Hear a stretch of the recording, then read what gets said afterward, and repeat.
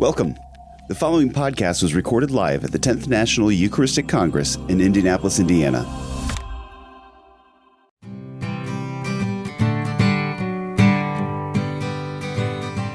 Hello, friends. Welcome to Godsplaining. I'm Father Patrick.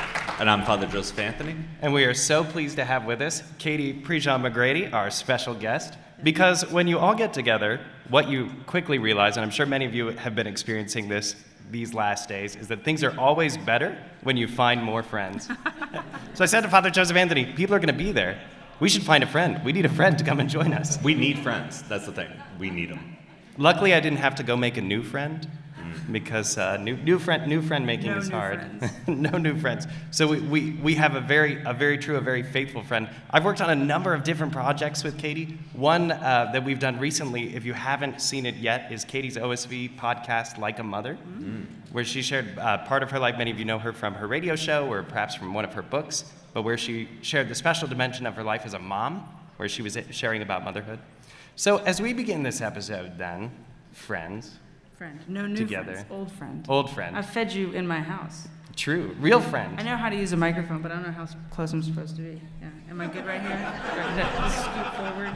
I just got off stage. They rode me in a van through the bowels of the Lucas Oil. It was disconcerting to be in the car where Jesus was for the whole pilgrimage next to my hero, Dr. Mary Healy. So I'm like jarred from the moment. Katie reminds me constantly that we're media professionals. So I'm really enjoying. I'm really enjoying that she's playing around here with this microphone. I'm getting a huge kick out of it. So Katie, as we kick this thing off, what's been a highlight of the Congress for you so far? Oh man, other than the van ride with Sister Mary Healy underneath a football stadium, I've done Congress. I've never done this before. I wasn't alive before World War II. I've done a lot of events at Lucas Oil because the National Catholic Youth Conference is here. So I know my way around this place and I'm still discovering new things. So that's been kind of fun. I think my favorite thing has been a moment with my daughter Rose, who's walking around with an autograph book. And if you're in a habit or a collar, she's asking for your autograph. And it has been so delightful because she literally looks at me, she's like, Mom, how many flavors of nuns are there? I was like, they're not ice cream. Don't lick them. Don't lick them. Yeah, I was just going to say, keep your tongue in your mouth. Yes, yeah. Don't lick anybody. Y'all do look like ice cream, though, so. We do. Yeah. Well, that's not the first thing that Rose said when she saw a picture. So Father Patrick married, for some context, Twitter pals. First phone call was, I don't even know about what, but then we just kind of kept hanging out, and then he did Thanksgiving at my house, which was fun. And we were I shamelessly invited myself, which is a bold move. He really did. And then we had to find him housing, and these freeloaders, these vials of poverty. They're perks. That's what they are. That's perks of the job. Well, you were just telling me, you get to, be comfy and get driven around and talk about Jesus. Yeah. Use it for recruitment. Yeah, 1,000%. We need to promote that more. It's I'm totally free. Whatever the food shows up on the table, you don't have to worry about ordering, making decisions. No. You just show up. Debit cards. Whatever. Yeah. It's all good. As a mom whose husband has been texting me about the length of the Chick-fil-A line to feed my two tiny humans, I'm really jealous, actually, of your freedom. I haven't slept over 4 hours without a tiny human on top of me for the past 5 days. So, but I was explaining to Rose we were going to have a special guest for Thanksgiving. And so I showed her a picture, and she went, why is he in a dress? And then she calls Dominicans or any sort of friar a boy nun. So that is my new name for all monks, boy nun. It conveys something of the essence. As a Thomist, we're looking for a good definition. A good definition captures essence and communicates it clearly. This is the nerdiest thing you've ever said to me, and I love it. And she's conveyed, I think, the heart of the matter, which is a religious.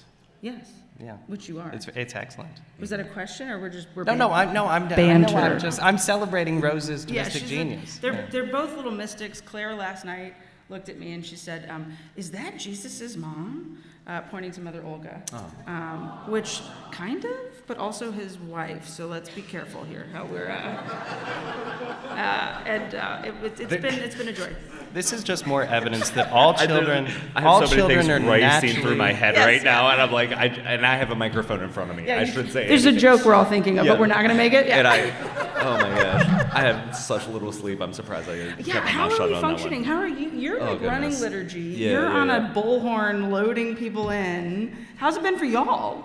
Father Joseph Anthony. It's been beautiful chaos. That's I a think great that way might to be the best way to describe it. It's beautiful chaos. I mean, I've been here since Friday, so almost a full week now, and very little sleep and just loading in and getting everything prepared. And then night one, I think, what was that, Wednesday night, when the Blessed Sacrament came into the arena, I just started crying.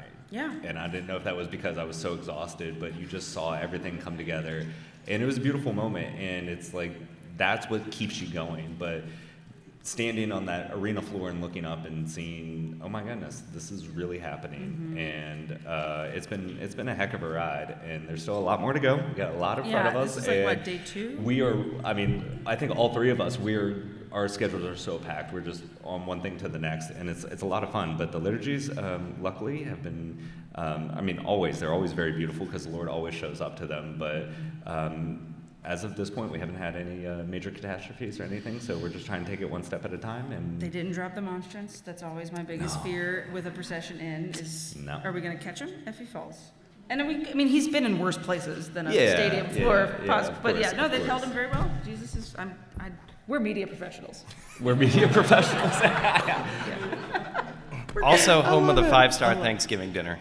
I did. My mom made him her famous rice dressing, or dirty rice, if you're Louisiana and you know what this is. And you had like 4 helpings. I'm not trying to like reveal your eating habits, but he kept going It was back. Thanksgiving, those of you who Meanwhile, are my looking. gluten-free stuffing was untouched by even me, the gluten-freer, because it was trash. You need bread for some things. You just accept the arthritis pain. You said gluten-free. It's gluten. Okay, It was bad. all it was a right, bad all right. idea. Yeah, we I can have move a on. wheat We'll move on. allergy and It's an okay. alcohol allergy, and it's miserable, but that's okay. All for Jesus. All for Jesus, and not to get sick. Speaking of, Yeah. how's this for a segue? Speaking of the Lord. Media professional. Exactly. I'm just gonna keep looping back to it. That's right. It's the Thank highest you. form Yeah, of comedy. good. Excellent. Deep tracks. On repeat. I don't know if they're liking this or hating this. I can't tell. Normally, What's great is I can't see I can't anything. see a thing. So it's just I could just see what we more in a want. stadium of 30,000 people than I can right now. It's horrible. I'm an extrovert, so I like need the interaction in the crowd, and I'm like, I We're got not nothing right calling now. out Mac Studios at all. It No, looks no. great. Mac. in It's all here. for the I production love value. it. We love you. It's great, but it's fun. Sorry, I killed your segue. No. Bring it back to life. It's so good. There are That's segues right. around here, actually. Have you seen them? There's 2. There's more than There's 2. more. I've only Yeah, seen yeah. 2, and one person, a dear friend of ours who's like running the show, Sarah. She was writing it one-handed with a coffee cup. I just cheered. I There just we go. applauded. Let's She was give it up for Leslie Sarah. Knope. I was so Yeah. impressed. Segues. Sorry. I can bring it back to life. Play. Yeah. Because he came back to life. Jesus. Come on. Talitha. How was that? Talitha segue. We titled this episode Girl, I say segue. "How to Set Things on Fire" because we wanted to start about we wanted to think about we wanted to start talking about how do we rekindle the spiritual life. Yeah. Right. The whole revival is centered in this. This is the big idea, right? So I think in order to move to the spiritual, we should begin with something natural.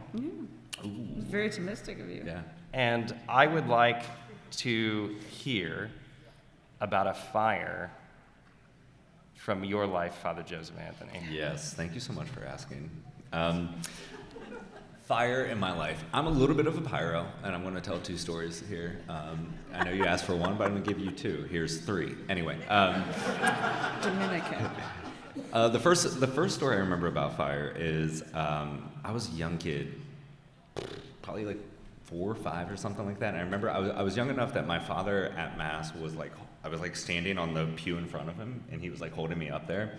And the way our church was designed, like the servers would walk by and loop around the section of, pews or whatever. And it was Christmas Mass, and I'm standing there, and the candles go by, and my dad just leans in and goes, "Try to blow one out." And there I am, little 5-year-old me going, just like as the servers are running by. And honestly, that was like one of the reasons I wanted to be an altar server, was because I got to play with fire. Like that was my concept. It was like, as a 6-year-old kid or 7, 8, whatever I was, it was like, I get to play with fire. I get to carry it. I get to light the charcoals on fire. There was just something enticing about fire. that I think is always magnetic, it's attractive, and it just draws to itself. So I think that's, probably my earliest memory of fire was trying to blow out the processional candles of the altar servers at Christmas Mass.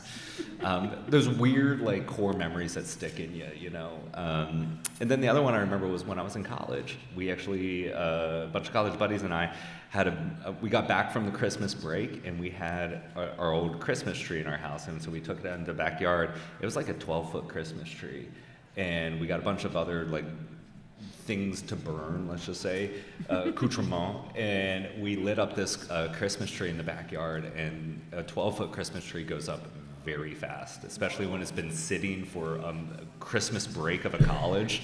Nobody's tended to it. That sucker was dried out, and we just flames like 35 feet high. It was so beautiful, roasted marshmallows, and just had a grand time. It was a big old party. And then you threw an enemy into it? A heretic, actually. Okay, there you go. Yeah, we found one on the street. Good, yeah, they're all over. Tarred, feathered, throw them in the fire. Good luck. That made it sanctifying. You just wanted to see the fire? Like, go?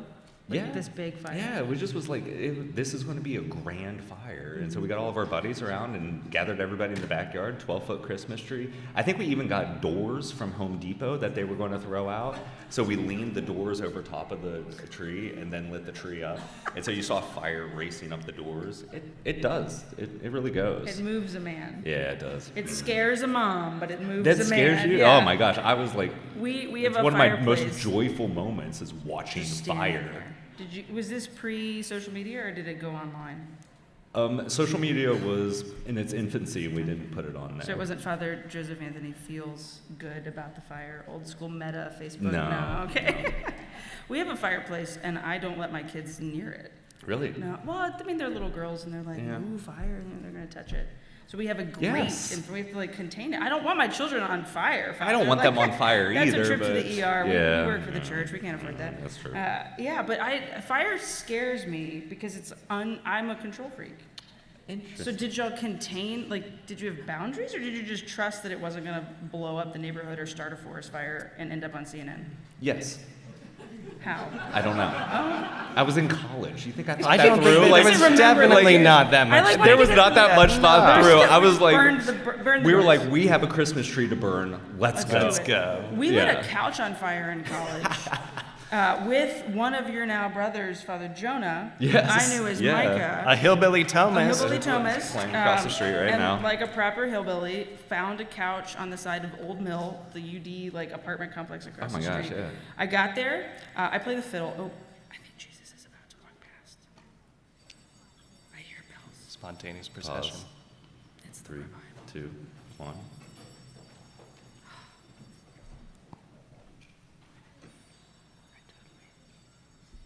Bye, Jesus. Okay, that was awesome. All right. The things that can only happen Only at the here. National Eucharistic That was fire, podcasting. right? Like Yeah, let's give it up for the big guy. for the Jesus. For the Jesus. We were, so I was walking down the street the other day with my family. We were here on, this was Tuesday. When did the processions get here? Tuesday? Wednesday. The processions arrived in Wednesday. On Wednesday? No, Not today? dude, it was Tuesday. Tuesday they got in the city. Wednesday they went to the church. Sorry. Is that what it was? It was. It was, okay, yeah. I believe you. I'm just. We don't know what day it is. What No, day it's is it? been one mega day. It's Friday? It's like Today's brr. Friday? Can We've we- been here at least a year. It feels like my children have aged. They're going to receive First Communion by the end of all this. No. And Jesus walks past, was totally surprised, and I did the most mom thing ever. I was like, kneel! And Rose went, it's hard. I was like, there's no picnic on that cross, Rose. Get down on your knees. And here comes Jesus. And then I was like, instantly regretted it. Just like, oh, this is concrete. Like, I have had children. I haven't slept in days. Yeah. It's just, I think it's the most profound thing in the world that we're in a space that is like, it's expo hall. So there's like selling materials for conference. Like, it's just, so many things have happened in this place, but we get to convert it to a cathedral for a few days and get to transform a football stadium into a place of prayer and sanctuary. And we just had an incredible healing prayer service.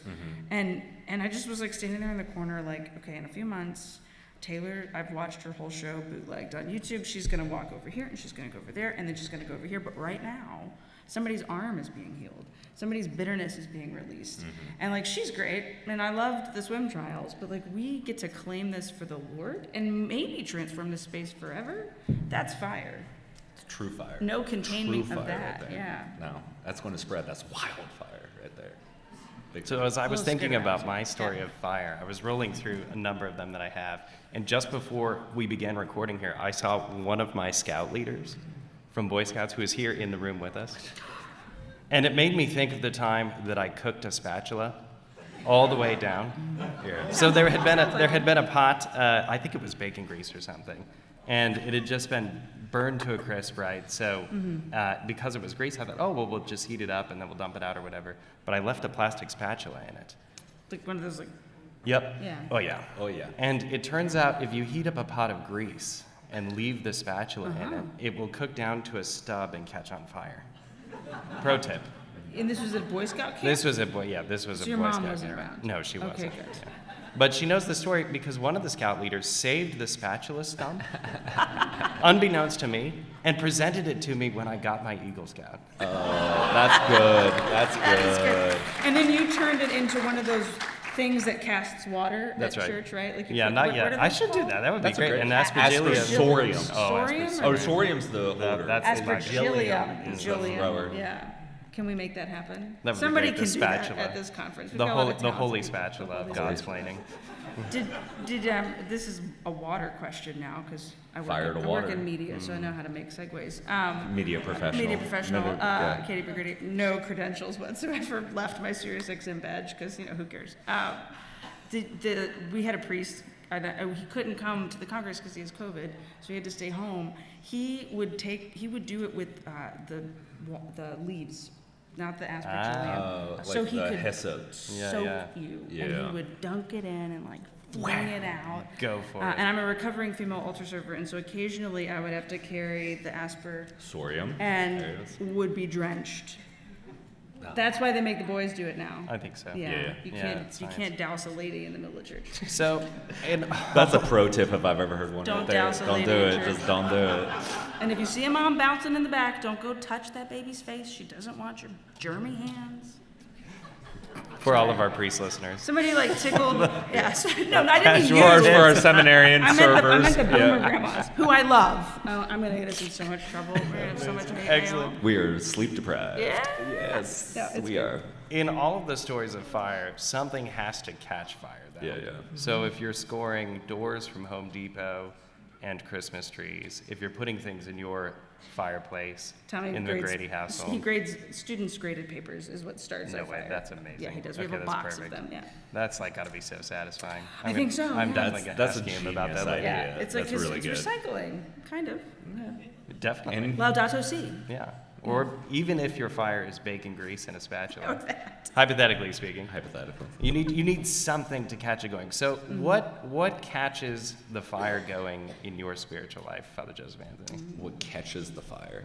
What is it that lights it? Well, there's two different. I mean, there's two things. What's right? the what's the I was going to matter? say You there's know, where a does it spark, catch but fire? then there's something else Yeah. that lights it. And this might be a controversial one. Maybe it's consoling. I don't know. Whenever I found my spiritual life hit a point where it's like a raging inferno or on fire, it's because I've already gone through a period of dryness. And like I feel that it's not uncommon for me to see this kind of rhythm and flow in the spiritual life, that in a certain sense dry wood catches fire quicker. Like dry wood is better kindling and better fuel for a fireplace or a campfire than anything else.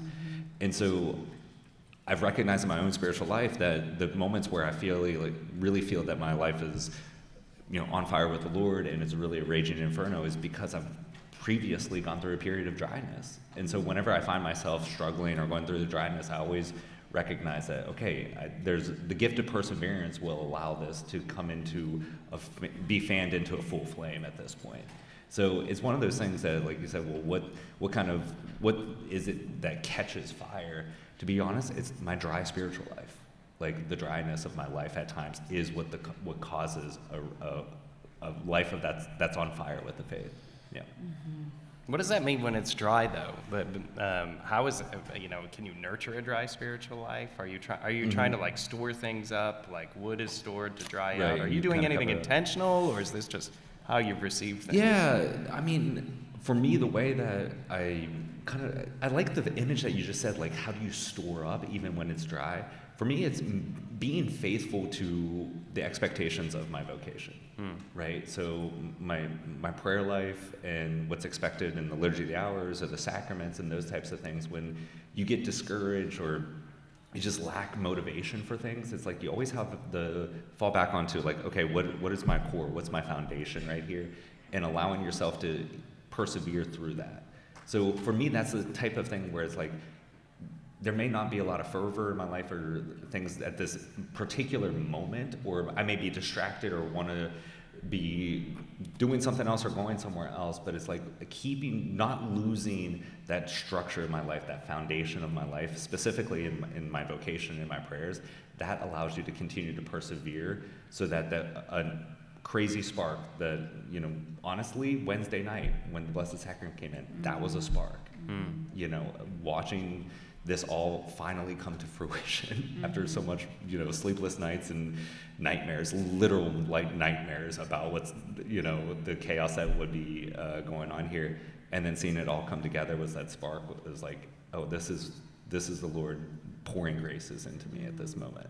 And so, yeah, I think it's just a fidelity to a life of prayer, even in its smallness, recognizing this is what I have to give. And I'm going to give all that I have, and that's enough for the Lord, and He can spark that fire. Yeah, I think that point about dryness is really important, because a lot of people experience that, right? You start saying like, well, I'm going to start taking the spiritual life more seriously. I'm looking to get more completely into my faith. I want to live a more robust Catholic life. And you start thinking, okay, now I'm going to do all the things. And even though you're doing all the things, you've said your 9-month St. Jude Rosary Novena in front of the miraculous finger of St. Paschal. Who's here? Okay, that's a real thing. Mummified. The mummified. In the relic thing? Miraculous finger, yes. Oh. It's pretty cool. Check No, you that need to check it out. Yeah. No, Bring it's the a, kids it's up. a. That'll be real fun to It's. explain. I'm Try not to gonna explain lie that to about Rose. I want to hear that. I've seen a lot of relics, but the mummified finger, that sent me. We're so that weird. was- Catholics are weird. So man. weird. and I But love it. even so, you're doing all the things. You've got a novena that you're attached to, or you're listening to Godsplaining, or you're reading a book by Katie McGrady. You've got all this going on, and you still are feeling stuck. You still are feeling dry. I think it's consoling, and we need to say it over and over again. That's just part of it. Yeah. That's part of this kind of preparation of the readying. And that from time to time, once all that work is done, once all that groundwork has been laid, once it's all amassed, then the Lord will spark something. Katie, what does that look like for you in your life? The kind of preparation for the fire. Yeah, you said like we just sometimes have to push through. A phrase that my husband and I are quite fond of using is "lean into it," and then we borrow a little phrase from our friend Daniel Tiger. Long live the millennials! Yeah. Lean into it. Okay, Lean sorry, into go yeah, ahead. lean into it, and then good old Daniel Tiger, enjoy the wow that's happening now, which the other day in the car ride, Fred Rogers, right? Yeah. So we all grew up on Mr. Rogers, and now our kids. We do. I'm honestly shocked I made a reference to him before I made a reference to Bluey, but we'll get there. And there's some Aussies walking around, and every time one of them talks, Rose is like, "Mom, it's chilly." Like she's convinced they're all from they all live together in Brisbane with Bluey's family. Enjoy the wow. So we were in the car ride up here, and Rose actually used the phrase at Claire, who was like, "Are we there yet?" And so it's like when sometimes you hear your kids say the things that you say, and it's working. But I think you do have, it's a combination of, sometimes the spiritual life is dry. Sometimes it's like we're all gonna go home on fire, and then like in a month and a half, I think crash. And how do we continue that revival beyond? And so I think it's that consistency of preparing ourselves for the moments where the spark lights, but recognizing that most of the time it's not the raging door bonfire that we're in front of that blast us with heat, because you couldn't handle that all the time. That's right. I couldn't do adoration with 50,000 people for longer than 4 nights. No. Because my introversion would explode. I would die. Yep. Which is why I'm going and hiding in the West End for like 2 hours every afternoon, because sometimes we can't drink from a fire hose constantly. we're used to the small fires, the small flames, and that's really what I think we're tending, is those tiny little fires inside that allow us to then be to spark for others, which I think is why this revival is actually happening. I got into a Twitter argument online, which I sometimes do. No, surprise. Surprise. That's how I have. Shocker. That's why I work, people. Like, I have a job because of that. There was some sometimes healthy criticism of this, and sometimes unfounded people who just didn't get invited to Cinderella's ball, and so they got a little left out, and they were a little butthurt. And can I use that phrase? I think so. We just did.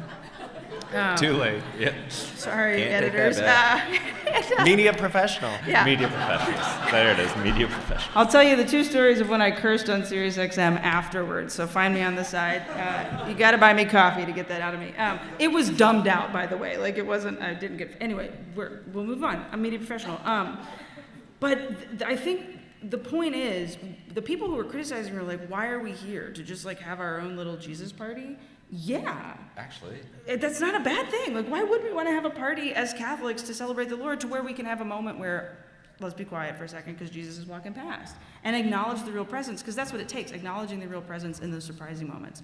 But the next phase of this is to take that fire from within and to step forth and to light the world ablaze. What did your sister, St. Catherine of Siena, say, right? Like, when you know who you are, you will set the world on fire. And this is where we figure out who we are and then fan those flames internally to be able to go out and be unafraid to worship passionately. Rose said the other night, we have adoration at our mass, at our parish, in between masses. Okay. It's quiet. Beautiful. You walk in, surrounded by stained glass, there's your friends from school, and Jesus is static on the altar. But there's no music, and it's very peaceful. And then they repose Jesus, and Mass begins. And so we're in Mass here, or adoration here, very different, right? And she's like, can it always be like this? And I was like, no, baby, nor should it, right? Yeah. And so I think it's finding that balance. That's what we're trying to figure out, how to fan the flames in the big bonfire and the tiny little pilot light inside. And those two things together actually makes the disciple who can share Jesus with the world. When I think about what dryness looks like, what that preparation is like for me, one of the things I always go back to is reading. I'm just a voracious reader. I was the kid that would hide batteries and flashlights from my mom, and like do the blanket over the head like she didn't know, like she didn't know. So I got my flashlight and my little Hardy Boys book or whatever it was I was plowing through. Popsy Twins. That's right, yeah. Deep cut. I was just always fed by literature, always fed by books, and I found that over and over again in the spiritual life. So I think one of the places we can look, we're saying like what can sustain me when I'm looking at a period of dryness, or what can help me build that daily habit that feeds me day to day, that thing that gets me through, is we can look at what we actually like. I think sometimes people think of the religion, like the spiritual life, as some kind of prolonged experience of sadomasochism, and that's not what it means to be a Catholic. Actually, it's not always kneeling on concrete if you're Katie McGrady's daughters. Sometimes it is, no but picnic on that cross. but not always, not by any means. And so I think that where we should start is we should look at what is it that I enjoy, because the Lord is prompting us to fuel our spiritual life by giving us that kind of attraction, by pointing us to saying, you love this sort of thing, so do it. Yeah. So look to this sort of thing, look to this activity, look to this place in order to be renewed, to be rejuvenated, in order to build the stock that you need for that fire to come. Yeah. So for me, it's been spiritual reading for a very long time. That's the thing that sustains me when I can't handle my own thoughts, when I'm trying to continue to move deeper. I look to the saints and I pick up and I go to their writings. Mm-hmm. Yeah, I think some people think Jesus is a meanie. Nice. Like that he just not a meanie. He's not a meanie. Like Jesus is actually really nice. And this is not the Church of Nice, but like kindness is a good thing. And sometimes Jesus is very gentle with us. Yes, sometimes he's calling us foolish, like Father Mike said last night. But sometimes he's Mother Olga-ing us and just gently holding on to us wherever Jesus meets us where we are. Yeah, exactly. And people are kind of afraid. People can be afraid of their own selves. Right? Yeah, you could be afraid of what's in. You could say, well, I wish I wish I wasn't fed by reading because that's nerdy. And, I just admitted that to a full room of people at the National Eucharistic Congress. Not that it's a surprise because I'm a Dominican. Anyway, exactly. There we go. Yep. So you have to be honest about that and lean into it. Lean into it. Enjoy the wow. I think there's an aspect that you said. I think people sometimes are afraid of themselves in the sense that, like, I'm afraid to enjoy this. It's like you can give yourself permission to enjoy this. Like, life of itself is hard enough, right? It will present enough struggles, suffering, unexpected paths that we can embrace as our crosses. Sometimes we don't have to fabricate a cross and force it upon ourselves. And, like, maybe the Lord's gentleness is that we can not be having a major crisis in our life. So to feel like to be a good Christian is to go from crisis to crisis to crisis, to keep saying, oh, I'm carrying my cross. It's like sometimes you can rest and repose and say, well, there's something I enjoy that, helps me to grow closer to the Lord, like spiritual reading. There's something that I enjoy, like a peaceful repose on a mountaintop and resting, like going camping for a while. Like, take those days and actually enjoy that, and not be afraid to embrace that and say, no, this is something I love and enjoy, and the Lord's given that as a gift to me. And to reject that in order to fabricate some other hurt or suffering, because I feel like I'm only a good Christian when I'm going from crisis to crisis to crisis, is a little stupid. Yeah, well, it's like almost like we feel like we're not worthy of that. Red word. Stupid. Sorry, are we not allowed to use that word? Well, I don't know. You're the professional. I use many other. But they're not going to listen to this, yeah, and I don't think true. they're in the room. Tommy took them to Chick-fil-A. They're still in line. They're still in I'm line. getting a lot of texts about what I want. The girl. Do you have red status on Chick-fil-A? They have? Yeah. I thought so. I have two statuses I care about in life: Executive Platinum on American Airlines, and Oh, you're American. Die Hard. We'll talk later. We'll talk. I realized everybody's airplanes they didn't go down. That was a terrible phrase to say. The airline systems went down today. Airlines went down, guys. It was rough out there. Didn't say that. Cut that from the documents. Media professional. So I think we're not. People think moms go through this a lot. Like, I'm not worthy of it being good. Like, I need something to go wrong so that there's, like, a hardship that I can then say, look at what I pushed through and suffered through. Yeah. Right. But Tommy and I just went to Rome. We were there for the World Meeting on Human Fraternity, and my life is weird sometimes where I get calls to get to go really cool places on kind of short notice. So don't ever say that you lose yourself or you lose a sense of goodness when you're a mom, because it's like Jesus will still provide sometimes you have to be a media professional to do it. But anyway, so the Lord will do, like, wild and crazy things. So we booked our tickets. And we were, like, leaving. I think we left on a Wednesday, and it was right before Tommy's birthday, and I told this story in Lucas Oil. It ended up we got to, like, meet the Pope and Garth Brooks and had, like, private prayer time in front of the Pietà and the Adoration Chapel in St. Peter's. Had, like, the most epic trip. Mass at the Casa with the U.S. priests. On Mother's Day, I was the only woman in the room with a bunch of U.S. priests who, like, all missed their moms. So I got to, like, be mom to all these guys. It was great. Most of them older than me, but who cares? By the way, my mom's somewhere in this room. Hey, Mom. Hi, love Mom. you. Mom, love you. And your mom's here. Both of our moms are and here. And my mom and dad are here. It's like a family. We should get them together for a photo at some point. Section 214. Okay, so anyway, we'll plan that later. But on the last day of the trip, we went out to dinner with an old priest friend of mine who the last time I'd seen him was, like, walking through a piazza in Rome in 2013 randomly. Right, yeah. Because that's what happens in Rome. That's the you church just run in into Rome. people. Yeah. And so we, like, made plans this time, and we went to go get dinner. And after dinner, and he picked up the tab because he's a good priest, and I don't think we paid for a single meal in Rome. And it was like Jesus was just good to us the whole time. And all of these things. And I finally turned to Tommy and I was like, I really thought this whole thing was going to fall apart. And he said, you always think everything's going to fall apart. Because I do. Like, I live in that crisis management mode. Yeah. And I think fires can just be gently stoked. And, like, sometimes they don't hop out of the fireplace. Right. Sometimes they don't burn down the forest. Sometimes they provide heat and they allow you to cook. And they give you a source of light and warmth and guidance. Civilization started when man discovered fire, and, like, allowed us to figure out how to contain it and to use it well. And we can't feel like we're unworthy of that fire, or that it's just automatically going to get out of hand, because God actually is God and can handle it. Right. Let's talk a little bit. So we talked about kind of preparing for the fire. We mentioned sparks. We talked about the importance of understanding the Congress here as a spark, something the Lord is doing to us, doing for us, doing with us. And now we're kind of building here into stoking the fire, keeping the fire going. What are the kinds of things? Because it's different when you're trying to survive the dryness. That's the daily thing that you cling to move and kind of do something preparatory. Sparks come. Sometimes they're just given from God out of nowhere. Sometimes you can seek them out. But intentionally keeping the fire going, that's a different thing, it seems to me. So what are some of the things that help you to keep the fire going in the spiritual life? Some of the practices that allow you to kind of stoke the fire without it going out of control, but to give a kind of constant warmth. I think one of the things that are really helpful for me is good conversations with people I love and I trust, but also people I look up to. You know, that as the fire has been sparked now, and it's like, well, how do I control it? Like, how do I direct this instead of letting it become destructive? Because that's one of the things I love is like, earthly fire destroys.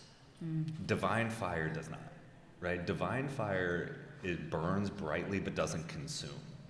And so it's like I need to make sure that this fire that I'm burning with doesn't actually consume and destroy me, and allow it to be true divine fire. So what I find that one of the most helpful things to actually continue to nurture is to actually share what the Lord is doing in my life with those sparks and with that fire, to share that with people I love and that are close to me, and also people that I respect. Yeah, that's true. Father Joseph Anthony's really good about that. He'll call me up and he'll say, "Hey, I just got this grace in prayer. You're not going to believe what I received." And he'll articulate something and share something in a way that's not as easy or as natural with me. I'm more inclined to complain. It's a charism. It is a charism, yeah. As a media professional, yes, yeah. But I think that readiness to share, as you're saying, Father Joseph Anthony, that kind of conversation is something you intentionally seek out, to say the good things that need to be heard. That's the thing. It encourages me, and I know it, and I see it feeding you. You say, like, look, I experienced this thing, and I want you to know about it. It's just sharing the good. Like, good is diffusive of itself, but I don't think we give voice to it often. And I find the more that I give voice to the good that's in my life, the more it's nurtured. But the less that it's acknowledged, the less that it's spoken of to people around. And it's not the braggadocious kind of things of look what the Lord is, but it's like, here's something substantial and legitimate that the Lord has given me as a gift, and that I can share with another. It then allows it to be nurtured and not destroyed. And so it's that slow stoking of the small fires, like you were saying. I really love that idea of the pilot light and the small stoking of the fires, that I think is super important. So just this concept of sharing the good and speaking to what the Lord is doing in our life, having good conversations, and not just, constant negative and kind of the internet. Yeah. Well, complaining is like a quick burn. It's almost like a firework, and it pops off, and it's there, and it, like, you pay attention to it for a moment, and then there's like the smoky tendrils afterwards, and then it's gone. And then it smells. Like, I hate the smell of fireworks. Well, that's keep like going. that, I got something else on that too. Sulfury smell, well, right? The sulfur, yeah, straight from the hell. Like, there's something to, like, the complaining that we do online. Just like complaining, straight from hell. Straight from hell, or like the Thank you, Father. like, there's all sorts of little moments of that negativity that can take over, and it's very easy to light those super quickly. But none of those are going to give us heat, and none of those are going to sustain us. We're not going to be able to cook food with that. Like, it's not life-giving. Like, no, it's pretty to look at for a moment. Light, heat, and like the ability to cook, like that's what sustains life. Yeah. Those quick bursts of a firework, that doesn't sustain life. It doesn't sustain life. Light will overcome the darkness. We hear that at the very beginning of John. And so it's like, in order for there to be light, we have to make sure that there's that fire burning. You asked, like, how do we keep that going? And I think in parents' lives especially, our lives are vastly different. We might both work in media and are highly trained professionals, but I'm just going to keep going back to it because it's the only joke I can think of right now. So we're going to beat the horse. I'm kind of trying to figure out how do we work it into every phrase. Every moment. I'm going to work it in on stage It's tomorrow like morning. finding a favorite dish at Thanksgiving dinner. Yes, and just keep going back. Good. Callbacks are the highest form of comedy. Like our lives, I would love to have daily mass and a holy hour with like Dominican chanting in a gorgeous chapel.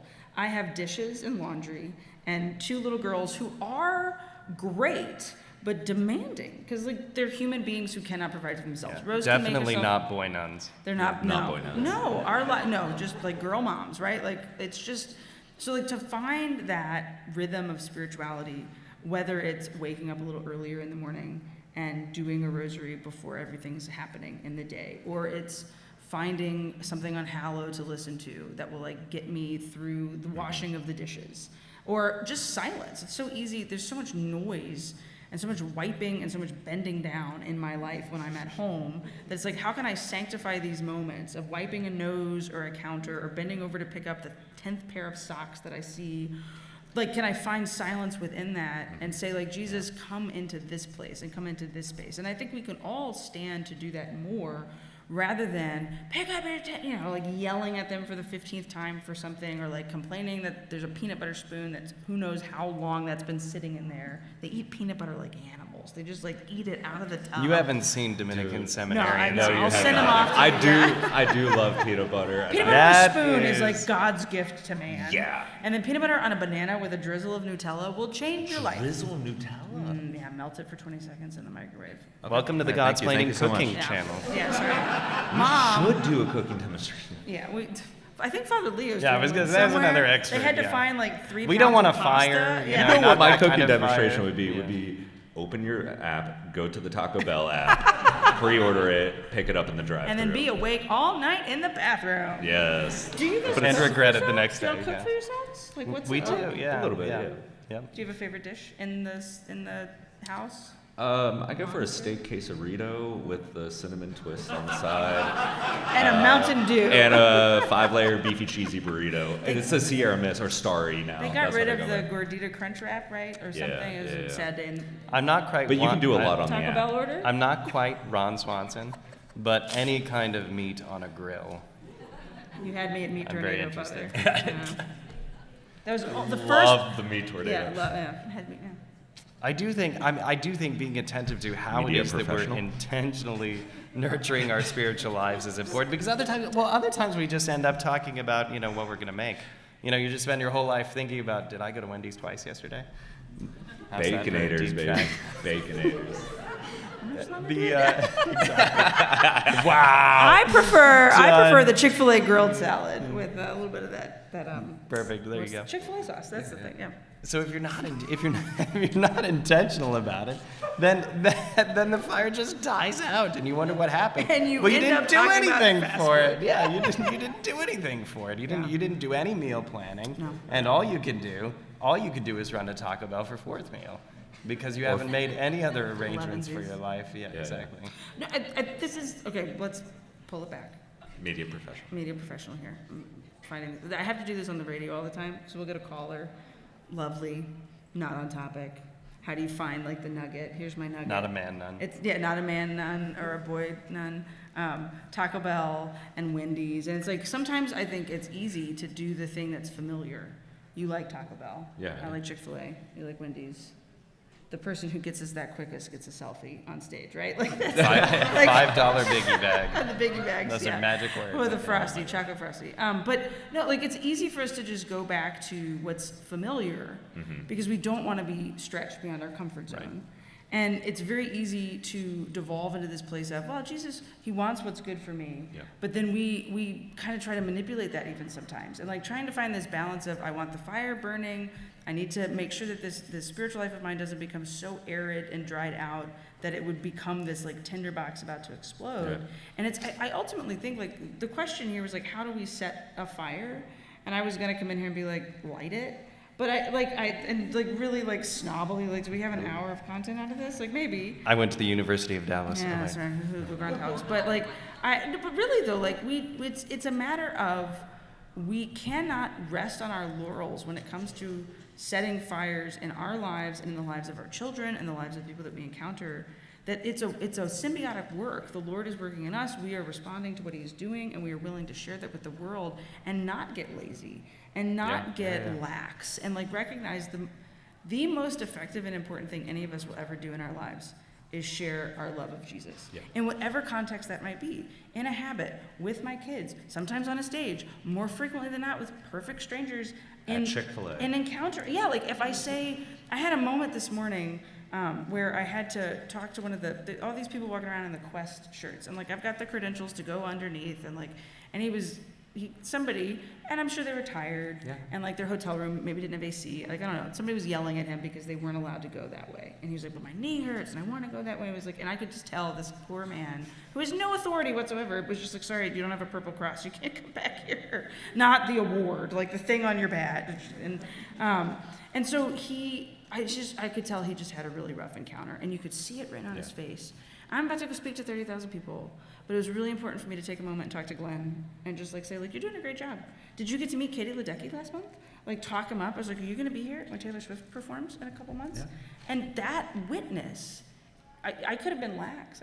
This is not me saying like, and I evangelized him. Like, no, like as a media professional, I could have just turned it off and just walked off to where I needed to go and find the Keurig. But I think those moments of encounter, we can't get lax on that witness that we can give to Jesus and set a fire in their souls. I think there's something too that, like, as we talk about fire, there's something I love about fire is that it's magnetic, right? It draws to itself. Like, if you've ever been at a party and then somebody's like goes outside and lights a campfire or lights a bonfire, in due time, everybody ends up by the fire. Like, just give it time. Those are the rules. Just give it time. We didn't make it that way. That's just how it is. It's just how it is. Like, fire actually draws to itself. And I think when you find somebody that's really authentically, truly on fire with the fire of the Holy Spirit, they're magnetic. That's right. And this is the gift of being here at the Congress, is that honestly it's kind of filled with a lot of these people. And you're just getting pulled from one place to the next because there's this magnetism from the different speakers, and a lot of the staff and volunteers are so on fire with the love, and all they care about, they just want others to know about Jesus. And you can pick up on that because it's magnetic and you're drawn to it. And when you really meet somebody that has a deep faith and is on fire with the faith, you find yourself just wanting to continue to have that conversation, wanting to be with this person, and walk away from them. It's like, why is that different, right? Like, why was I drawn to this person more so than somebody else? I was like, there's something there. And so if you imagine 50,000 people who are all becoming that, that's and, what I and hope are for. that. Like, we get 100,000, we get 200,000. In 9 years, how many will that be? Right, that spiritual multiplication. Katie, what's your great hope for the Congress? As we kind of wrap up, what is it that we want this fire to do? Father Joseph Anthony made the point that the fire set by the Lord, they can be purifying, but they're not consuming. They're not the sort of fire that destroys. It's the sort of fire that does something else. What's one thing that you hope to see from everything that we've encountered and experienced here? So for a few months, I was asked to be involved with the Congress in like February of 23. So I've had a long time to like actively think of what this would be like. To the point where I started having nightmares of standing side stage and Sarah Hood handing me a clipboard blank and say, good luck, and I look up and it's the Eucharistic Congress on ice. Because we took our kids to Disney on ice, and so I kept having these nightmares of Bishop Barron and Father Mike on ice skates, like coming out and speaking. Godsplaining on ice, make a note of that. Godsplaining on ice. Okay, they're done. from Minnesota. Father Gregory Pine, Father Bonaventure Chapman. So I had a lot of like Father Gregory Pine on ice skates. I would pay money to see. He would look like Bambi on ice. He has to wear jeans while he's doing it. That would be That's the only nothing. thing, That would blow out the lizards. So I had nightmares about what this could be, or what could go wrong, or the people that will complain, or like the nasty things that might be said on Twitter. I stressed over every outfit I would have to wear because like those are gonna be online for years, and it's gonna be live. Me too. I did the same. I was just gonna say that. I was like, you know what? As it turns out, I did the same thing this morning. I was like, this again? Today's the day. What am I gonna do? Wear? White or white? I don't know. Well, there's like an off-white quality. I tried to match. I tried to match, but you've got hats. You can get. My sister's a nun in training, and they have fun with their classes. Like that's all they're allowed. So I had the point was, they're very rigid. Sisters of Life, like stars, They don't have rulers in their pockets, I assure you. But So I had nightmares about what could go wrong. And like in the past month, so I didn't work at all in June. I just took off and did the show. I didn't travel. I just like gave myself time to spiritually prepare for coming. And I asked the Lord for the consolation to dream, not nightmare, but like dream what this could be. And this one, I don't often pray with images, but this one particular image just kept coming back in my mind of a room full of people. And it's not a room, it's a stadium full of people, unafraid to raise their hands in worship, to open their hands in a posture of receptivity, to fall upon their knees when Jesus is brought close. And we're not afraid to do that in a football stadium of 50,000 people because everybody else is doing it. Like this morning we had a moment of prayer that was complete. We weren't supposed to have prayer at the beginning of the impact session this morning, and we just discerned, like, you know what, let's start with a song. Like, we don't need to do cold open voice of God. Like, let's like start with goodness of God. Pick up from where we left off yesterday. And I'm standing up there like modeling worship, and I kind of like peeked at one point because I knew the camera wasn't on me anymore, so I could like look, and just like see the sea of people who were doing this, right? And I'm not saying we need to necessarily do that during All Are Welcome or Here I Am, Lord, with your off-key choir back at your parish. But what if we did? Like I do a lot of conferences where I'm often on stage modeling worship, and I've never done that in my home parish. And I was like convicted this morning as I was standing there because my mom and dad are here, and I don't think my parents have ever seen me pray like that. And I like got a what little... would Marie say? I know. You've met my very buttoned-up Southern mama, right? Like A poised and proper woman, if ever but there she were was one. raised Baptist, so she's probably done that more in her life than I have. But I had a thought where I was like, if I did that, we sit 4 pews back from the front next to the Annunciation window at St. Margaret's Catholic Church. Come anytime. And I said this in the OSV article in the new OSV magazine, available now. Media professionals. In your swag bag. And we do the Anima Christi. That's our meditation hymn every Mass. It's a setting that was written at our church parish. And everybody knows it, from the little kids who belt it out to the very, very old who like quiet down so they can hear little kids sing like "Blood of Christ" as loud as they possibly can. What if in the moment at the hour of my death, call me, Jesus, call me, like I did that? And what if I was unashamed to do that? Because I think I'm a little embarrassed. I'm scared somebody's going to say, ooh, she's charismatic. And I'm a secret veiler, so like I'm a veiler who's charismatic. Right? Like, what if like in adoration, I'm like revealing all sorts of secrets here. Like, Katie McGrady likes Ed Orientum. Shh, don't tell And she has red status on Chick-fil-A. I do.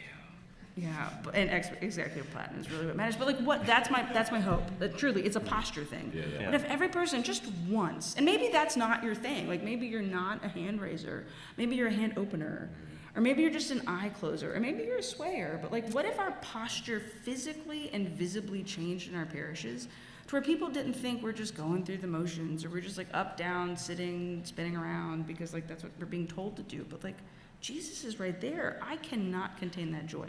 That's what I hope to see. Mm-hmm. Mine certainly is that everyone would try something new. That there would be something you've heard, something that's caught your eye, something you're interested in, some new place that you're looking to continue to fuel and build your spiritual life, and that you would turn to that with joy and embrace it as a gift. Because I think it's very easy to get stuck in a rut and to really analyze and cling to that period of dryness and then do nothing about it without realizing that you can stoke the fire. You can be more intentional about your spiritual life, and you can make yourself open to the graces that God is going to give.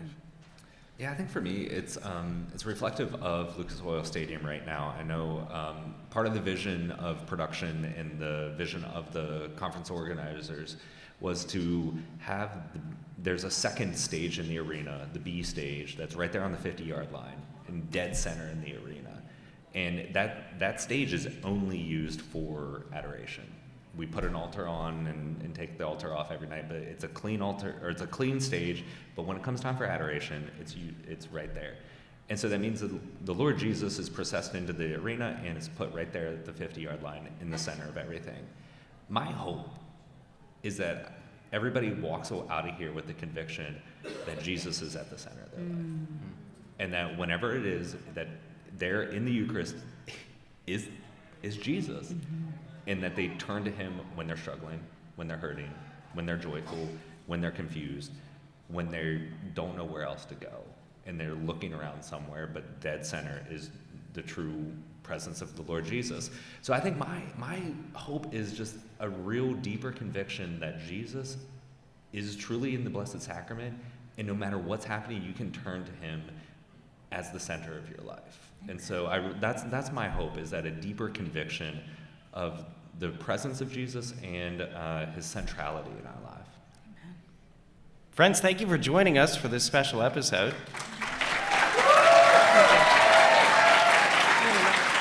Media professionals. I'm just an amateur. You're the professionals. We encourage you to follow us, like and subscribe to our podcast. We produce our episodes on YouTube. You can find them there. Mm-hmm. We're on Twitter, Facebook, and Instagram. Katie, what projects are you working on that you want to share? So the rundown, I'll put my radio voice on. So it's Sirius XM 129 every afternoon. You can find us. Sirius XM's app available with our popular plans and trials. 1 to 3 p.m. Central, The Katie McGrady Show. That's my bread and butter. I have 3 podcasts. I work with Our Sunday Visitor on a podcast, Like a Mother. So this will be cross-posted on our feed over there. My podcast with Ave Maria Press is called Ave Explores. If you go to the Ave booth, they're like on the last row where the publishing and media stuff is, or like the second to last row. I'll be doing a book signing tomorrow there from 1 to 1:30. And then my favorite project, and I tell everybody that it's my favorite project because you get to see the little kids' faces light up. My husband and I do a little show called Family Mass Prep with our friends at Hallow, where imagine if a Bluey mom and dad were talking about the Sunday Mass readings for your kids to get them quite literally ready for Mass. So this cool thing is happening where moms and dads will be like, hey, that's Katie and Tommy. And we'll go, I'm Katie. And I'll go, I'm Tommy. And the kids' faces light up. And they go, and we're here to help you get ready for Mass. So if you want to see that happening tomorrow afternoon, we'll be in here at 1:45, recording 2 Sundays worth of episodes with all of our bloopers, because it takes us like 4 or 5 takes. And then we're going to do some Q&A with the kiddos before the procession. So those are the places you can find me. I'm on Twitter and Instagram, Katie P. McGrady. I'll never call it X.